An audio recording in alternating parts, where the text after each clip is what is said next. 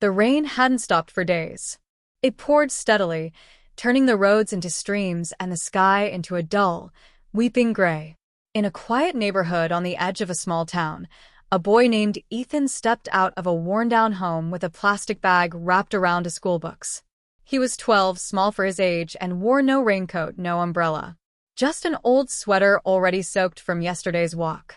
Each morning, Ethan walked 2 kilometers to school, through puddles, past closed shops, and under flickering streetlights. His shoes, second-hand and too large for his feet, squelched with water. But he never complained.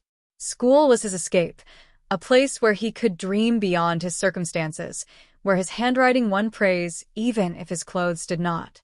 On this particular morning, the rain seemed crueler, colder. As Ethan passed the intersection near the old bakery, he paused to adjust the plastic around his books. He noticed people inside cafes, warm and dry, sipping coffee.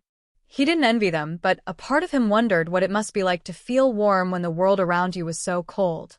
Then it happened. A hand gently tapped his shoulder. Ethan turned around to see a tall man in a black overcoat. His face was half covered by a scarf, and his eyes were kind but unreadable. He said nothing. Instead, he held out a large, forest green raincoat. It looked expensive, thick, warm, nearly new. Ethan blinked in confusion. Before he could ask why, the man draped it over Ethan's shoulders, pulled the hood over his head, and smiled. No words, no explanation. And just as silently, he turned around and walked away, vanishing around the corner like a shadow in the rain. Ethan stood frozen for a moment. The raincoat was warm. It smelled faintly of pine and soap. Inside one of the pockets was a small note. Just 4 words, scribbled in neat handwriting. Stay dry. Keep going. That day, Ethan didn't just walk to school. He glided. He laughed when a car splashed water near the sidewalk. He didn't have to run under awnings or shield his books with plastic. And when he arrived at school, his classmates stared, not with pity, but with surprise.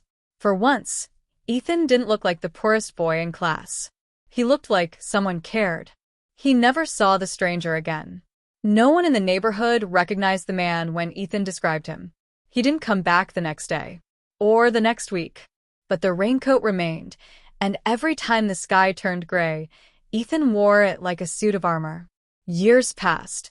Ethan studied hard, won scholarships, and eventually became a schoolteacher in the very town where he had once walked in soaked shoes. One morning, on a rainy day not unlike that one years ago, Ethan saw a boy standing near the same intersection, soaked, shivering, holding his books in a torn plastic bag. Ethan didn't hesitate. He took off his own raincoat, worn but strong, and gently wrapped it around the boy. The child looked up in confusion. Ethan just smiled and said, "Stay dry. Keep going." Moral of the story: kindness doesn't always need recognition. True generosity is silent, selfless, and deeply human. You may not remember the face of the one who helped you, but you will never forget how they made you feel.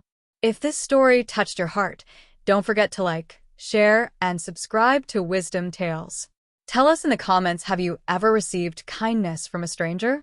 Hit the bell icon so you never miss a story that reminds you of the goodness still alive in this world.